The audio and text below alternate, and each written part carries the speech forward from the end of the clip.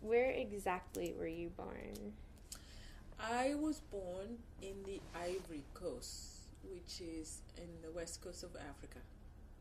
I came from a very loving family. My father was a very hard worker. He expected a lot out of all of us. And my mother is a very sweet, she still is a very sweet and caring person who ran the house. What schools have you attended? I think my school history is very interesting because when I was growing up, my father wanted me to be a boy.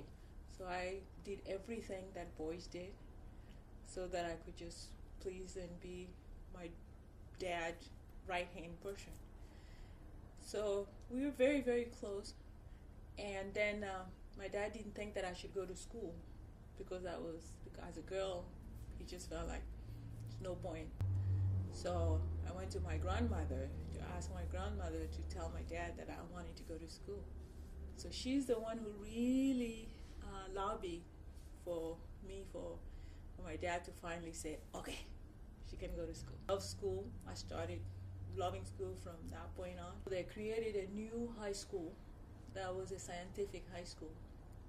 And throughout the country, they chose students to attend that high school. And I was fortunate that out of 30 people that was chosen in the whole country, that I was one of them. And then I went to 1 year of university in the Ivory Coast before coming to the US. I wanted to study medicine. All my life, I wanted to become a pediatrician. That was my dream. And I studied very hard, and nothing could stop me. I was always the first in my classes and did really well.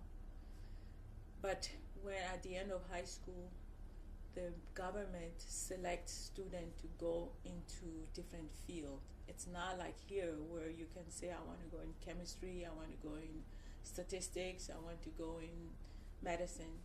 The government, you can choose, but the government will make the final decision based on your skills and the needs of the country. So for me, they wanted me to go into what's called hard sciences, which is like chemistry, physics, math, so that I could serve my country in that area. But I wanted to go in medicine. So I lost because the government said, this is where you're going. So then my brother said, why don't you go abroad? Go to the US, go to another country, and then study to become a doctor. Because when I came, I knew 2 sentences. Good morning, and I love you.